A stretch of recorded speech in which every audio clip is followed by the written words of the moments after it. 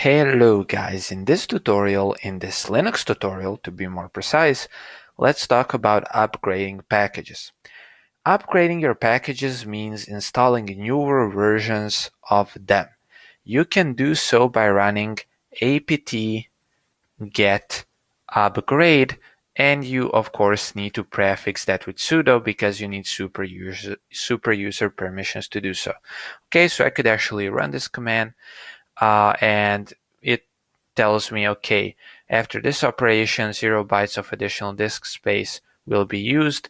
And then we say 5, here it says, the summary statistics. I will say yes, press enter.